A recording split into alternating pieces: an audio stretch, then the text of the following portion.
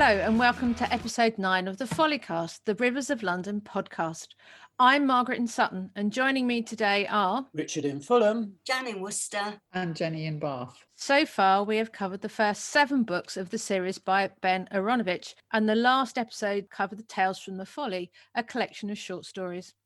For the next 3 episodes, we are going to examine the novellas, The Furthest Station, The October Man, and the soon-to-be-published What Abigail Did That Summer. In keeping with the shorter format of the novellas, these episodes will hopefully be more concise in nature than our usual 40 minutes. So without further ado, let's dive into the first novella to be published. The Furthest Station was published in 2017, in between The Hanging Tree and Lie Sleeping. However, in timelines that the author has issued recently, this novella is actually set slightly earlier, after Foxglove Summer. If you think about it, that makes sense, as after The Hanging Tree, the emphasis is very much on the hunt for Martin Chorley and converting the Folly into a situation hub, whereas in The Furthest Station, the Folly is still relatively tranquil. Actually, the gap between Foxglove Summer and The Hanging Tree is the most common place for other stories to appear, as to date it features no less than 4 short stories, 2 novellas and 5 graphic novels. Now, we know that some of you are reading along with the podcast, but here's a quick recap. Following a series of ghost sightings by commuters on the Metropolitan line, Peter and Jaget investigate ghosts at the depot and then during the rush hour. This leads to a search for the source of this increase in paranormal phenomena at the end of the Met line, firstly at Amersham and then centering on Chesham. It transpires that the ghosts are trying to send a message. A ghostly Victorian schoolgirl tells of a tale of a kidnapped princess. This leads to the rescue of an imprisoned social worker trapped in a basement. We learn about various types of ghosts and rose jars, and also see the aftermath of a fox massacre. Abigail is spending her summer holiday at the Folly, developing her magic knowledge, becoming a Latin scholar, running a side business in tech enhancements, and is also critically able to talk to foxes, a skill we will see much more of in later books. Finally, we meet Chess, a new 4-year-old river god informally adopted by a childless elderly couple, and that won't be the last we see of him either. Okay, so in the last episode, we talked about our mixed feelings towards short stories in general. How do we feel about novellas before we dive into these ones? Perfect, absolutely perfect. It's the right length. It's enough to get involved in, and it's enough to make the characters shine. You've got room for them to do that, not just with following the plot, but just incidental stuff about the characters. And I love the ensemble that they've gathered together for this task, and the introduction of the foxes, obviously. And my hero worship of Nightingale is, if anything, deeper and deeper with every book.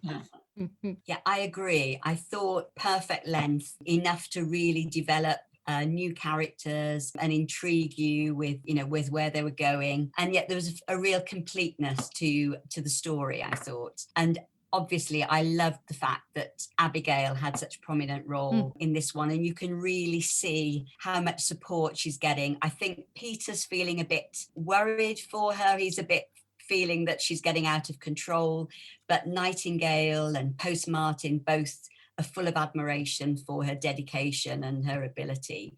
So that's really great to see these different sort of sides of Abigail emerging through the eyes of the different sort of main characters.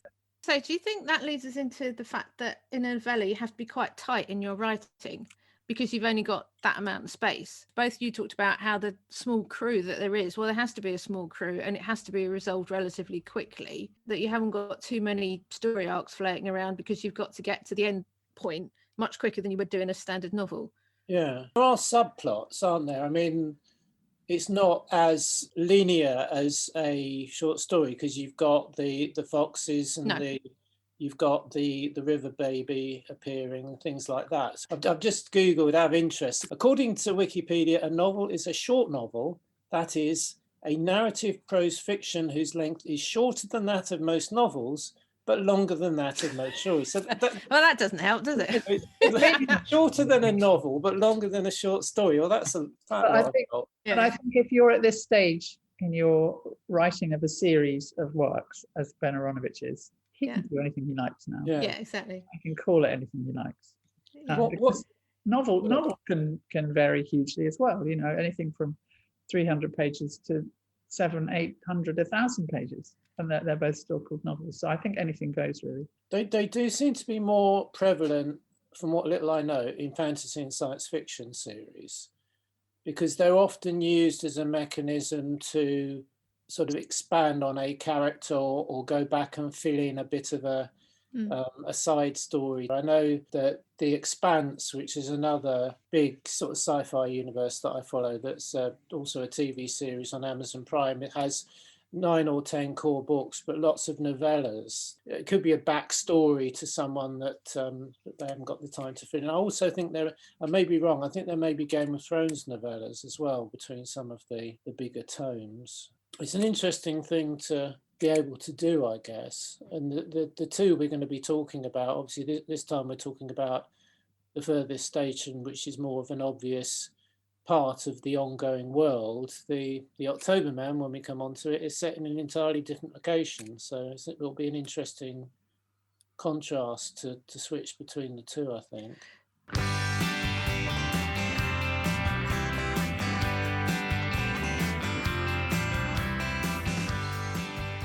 I'm wondering whether these side steps, extra bits of content, that awful word, content, the extra bits of background actually work better in hindsight than they do at the time.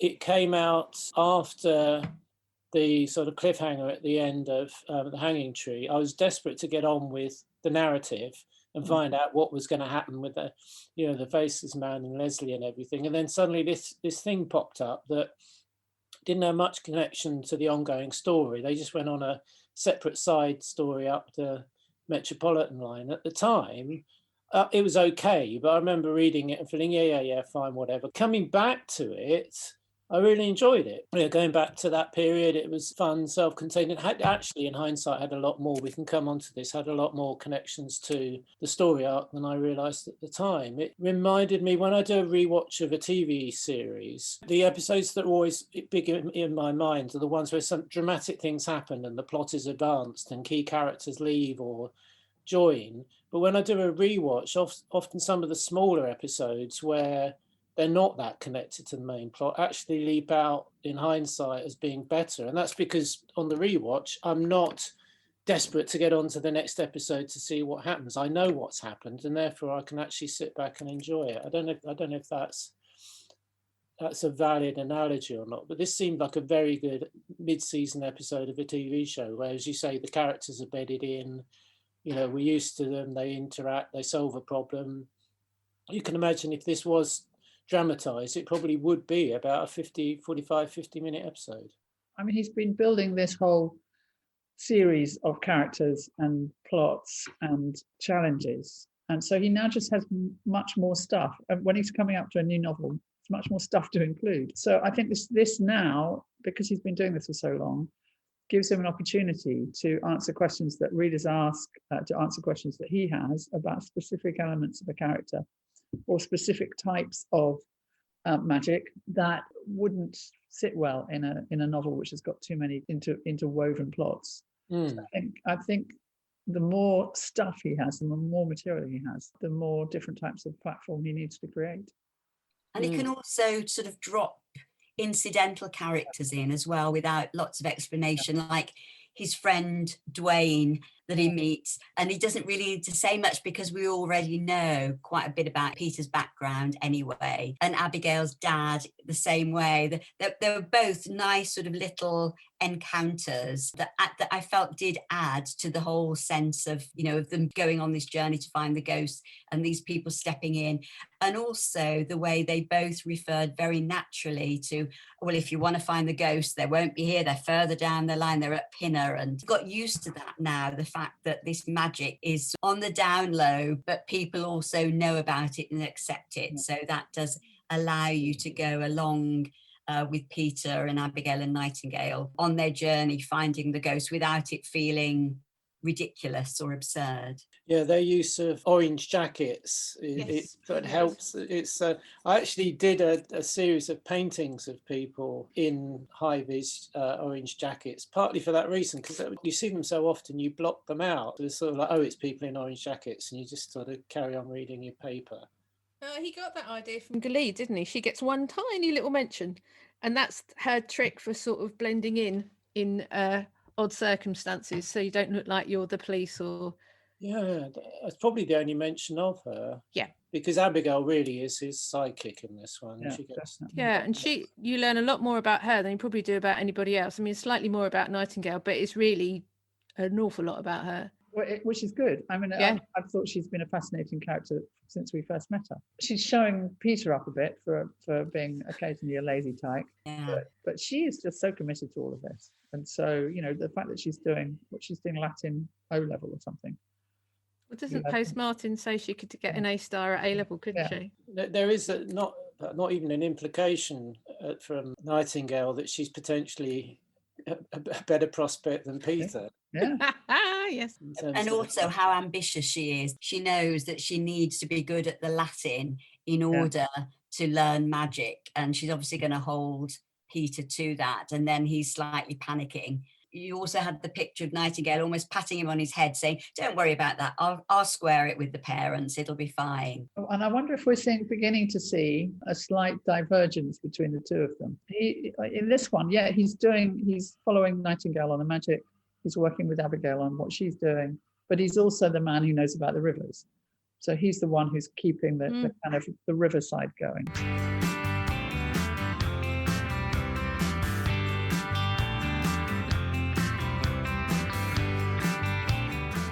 The basic plot is we've got ghosts on the Metropolitan line trying to raise the alarm about a kidnap. What did you think of the plot? Did you figure it out before? Did it unfold in the way you like? I didn't realise that was what was happening with these ghosts appearing until Alice Bowman actually explained. I definitely hadn't guessed what was going on there, but I thought that was great, the fact that I thought it was a good way it started with, there's been these sightings, and then we've got to stand on the train, and and they got their little team, and then waiting for people to say, the ghosts were appearing and then disappearing, and the memory, unless they got there straight away. I thought that was really clever stuff. I really liked it. The complete disintegration. And I thought the other thing which was really great is we got, with the different kind of London Underground teams and practices and processes, we got a lot more understanding of what happens with the Underground when it's not running. Yeah, and it's also, there's a lot of ghosts on the Underground because it was only those on a certain line. I know. So it seems like the Neasden post boy wasn't actually part of it at all, was he? And that came out from Abigail identifying a key time when it was happening, wasn't it? Yeah. It was again her doing the research, how accurate she was, and much less slapdash than Peter. Even taking the time to edit some music in underneath. Yes. The CCTV footage. I also loved the idea of the hangover stone. It's very Heath Robinson, though, wasn't it? Yeah. Everything. It was. We'll just adapt whatever we've got to make this work. Yeah. I did love the whole sitting in telling a story in W.H. Smith's in Harrow in the Hill with the dog. Yeah. I just thought that was just genius, just really interesting way to deal with telling that story. Weirdly, I spent a lot of time at Harrow on the Hill back in August when it was still kind of semi-lockdown. We went there for several long all-day meetings, which involved escaping to the shopping arcade through that overbridge on the railway station. So I knew all about that, and the local pubs and things like that. The basic structure is that actually, and I think this is fairly unique amongst the other books, is that actually this was a normal crime.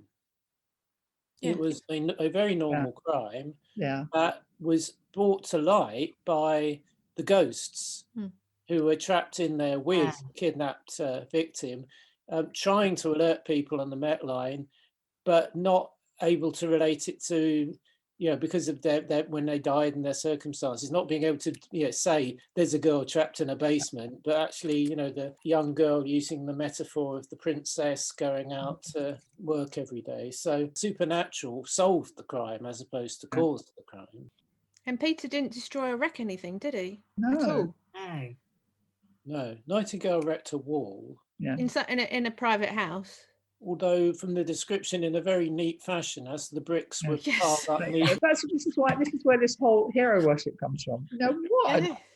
Yes. And actually, that was where it's a great line. I don't normally find lines in these books, but Peter wrote, "Give him a place to stand, and I believe he could move the world," which I thought was lovely. Yeah.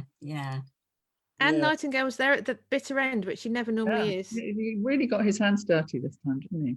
In everything. In episode 3, if anyone can remember back that far, I was slightly disappointed by the third book, which was Underground, and I think that was because all along I had expected that book to be this book, in that it would be a book about the underground and trains, people on trains and stations. And actually, really, it wasn't. It was about what was going on in the sewers under Baker Street, and there was the odd reference to trains, but not much at all. So this one, I think, in hindsight, I definitely enjoyed, because I love novels about the underground and set on trains and platforms. I don't know why, but although this was largely not underground, it was overground. Yes. Overground.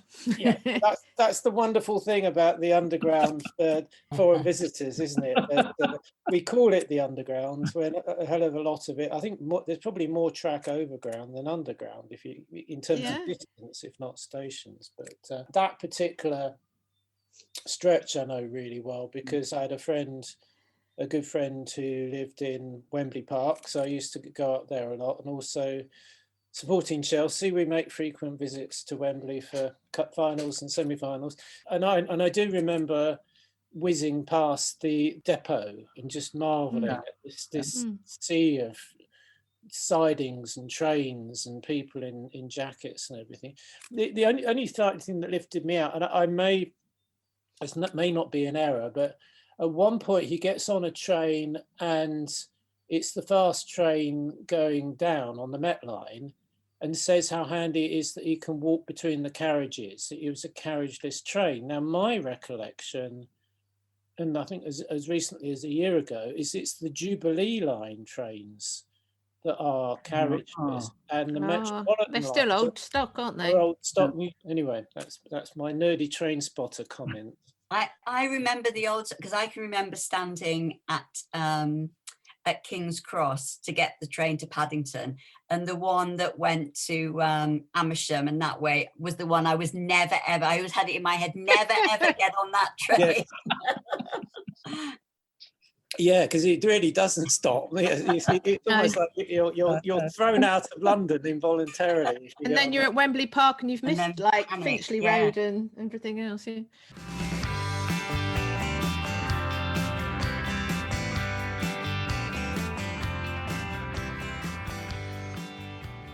Let's talk about two plot lines. One is foxes and the other one is river babies. We talk about river babies first. We meet Chess, the 4-year-old river god. In hindsight, that obviously is extremely relevant, given that in the last novel we read, Peter and Beverly are expecting. Was that a surprise? It obviously didn't relate directly to the narrative.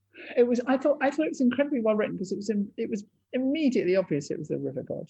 Yeah. Which meant that you had time to kind of get to know this kid, and obviously Peter knew immediately what it was, so that conditioned his response to it, which was again quite cleverly done. And I loved the way him and Beverly just disappeared.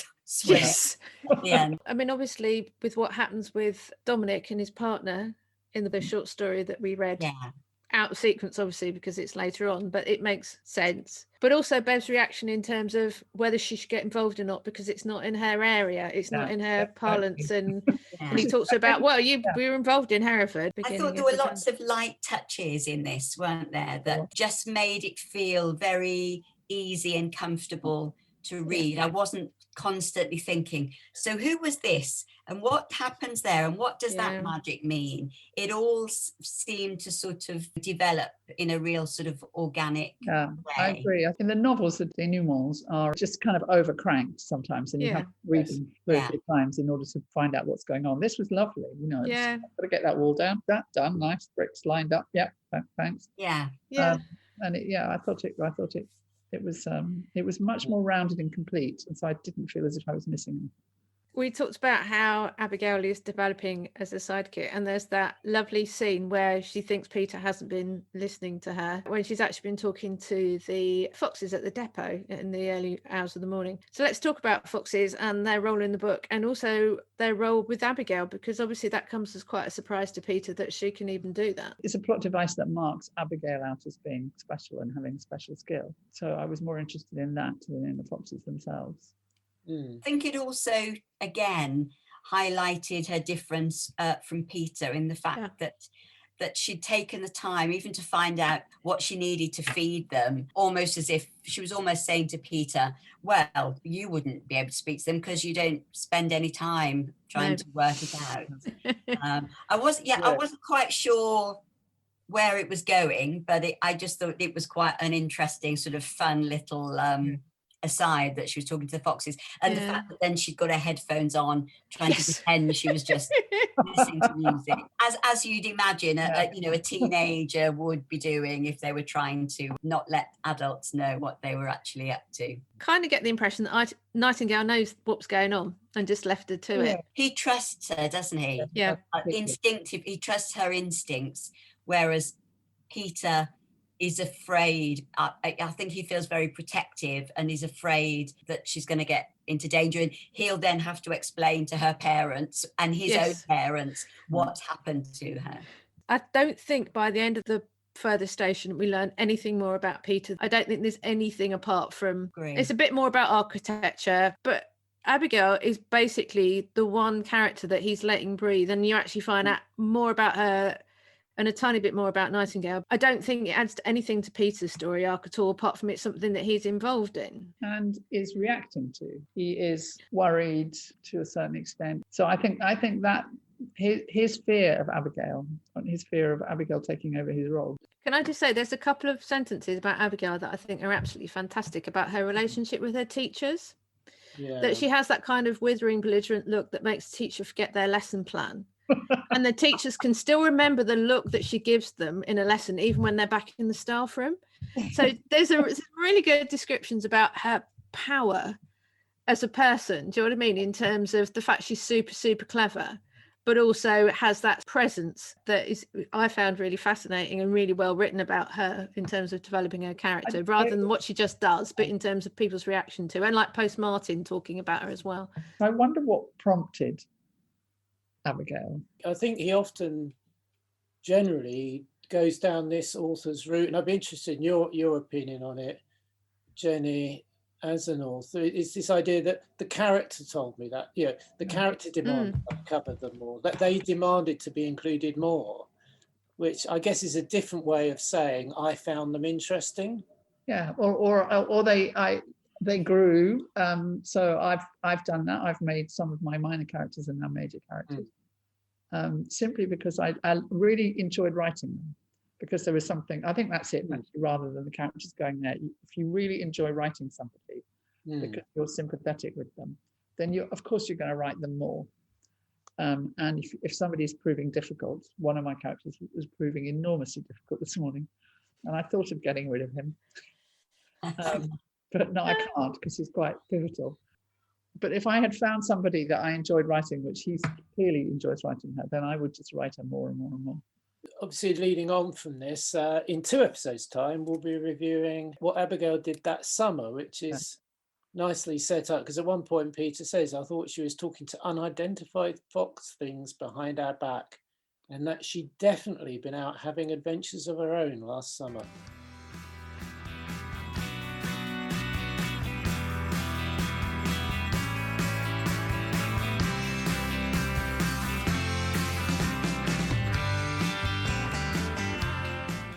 Before we wrap up, what are the final comments you want to make about things that you picked out that are interesting from the book? I think this was an almost perfect exposition of where we've got to in this whole series, in that it was a great ensemble piece, the team working together, jealousies and new developments within the team. Some of the greatest characters were there in spades, including Jaget Kumar, who I think we probably haven't seen enough of him. Fish and chips. His Yeah. wife. Oh yeah. It's not date night, it's fish and chip night. I love the way that in this one, Nightingale is just right in the middle of everything, but it's becoming more of a kind of little cottage industry. You know, they're going out and solving quite small things and creating weird little Heath Robinson style devices like the hangover stone. So it just felt like this is a kind of nice, cozy night in on the sofa with these people that I've got to know, and it's not too taxing a story. It's beautifully done. I think I really liked the pace of the whole thing, and it felt as if you were in the hands of a completely assured author that was completely at ease with what he was doing and was able to throw in things like the hangover stone, the rose jars that we hadn't come across before. And yet he didn't have to go into loads and loads of explanation because he's sort of invited us into this world. And I felt that this was one where, I think, Jennie, you might have said this earlier, that you just felt completely comfortable with the whole thing. And it was just a lovely, lovely journey to go on. And as you said, there was a real completeness at the end that was very satisfying. But yeah, generally, I think we've loved the book. They're just two very small nitpick negative things. The notes to Agent Reynolds slightly irritated me. Yeah. They were quite sporadic, and he explained terms like national insurance number, but didn't explain words like plod, GCSE, or at one point he says, I was harshing Abigail Squee, which I'm sure is not an American phrase. It seemed entirely random. There wasn't that many, and the ones that you'd probably want if you're Reynolds will probably be about rose jars and revenants, because she doesn't know that much about what's going on in England. So it seemed, was that just the author just saying that actually Peter, this is a story that he's telling Reynolds? Is that the idea of the footnotes? Because there's no other purpose to it. But the heinous thing, the thing that ruined the whole book for me, was one of the commuters on the train. They say, she had terrible taste in music. What's wrong with the Arcade Fire, said Jaget. I did not dignify that with an answer. I'm sorry, but the Arcade Fire are fantastic. I thought this, I felt, was a complete book for a fan, because it was just so great. It felt like, oh yes, this really is sort of like, I'm getting more about the characters. I really want more about the characters that can't necessarily get that space in the series that's running. So if I was, but you can still read The Rivers of London without reading the novella. But the novella for me was just like a massive treat for me, because it was just like so much Abigail and so much Nightingale, and just having time to meet these characters like chess and stuff like that you wouldn't normally get in the space of a more complex novel, even though it's novella. I know that sounds a bit counterintuitive, but it was just a delight to me. In interviews, it may have been in an interview at the back of this book, the paperback version, that Ben Aranovich says this did far better than the publishers were expecting. And as a result, they said, can you do another one? Which is where the October Man that we'll be reviewing in the next episode of the Follycast comes from, because this did so well that they said, do another novella.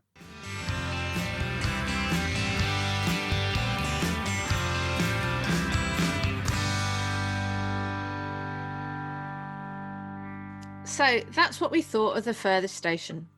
We'll be back in late April 2021 with the second in our novella review series, The October Man, in which we leave London far behind and travel to Trier in Germany and meet Tobias Winter and Vanessa Summer. If you've enjoyed the podcast, please send us feedback by email at follypodcast@gmail.com or leave a comment on our website, thefollycast.com. The Follycast theme you've been hearing is London is Inspired by Cutwater, and links to their site are in the show notes. Thanks for listening.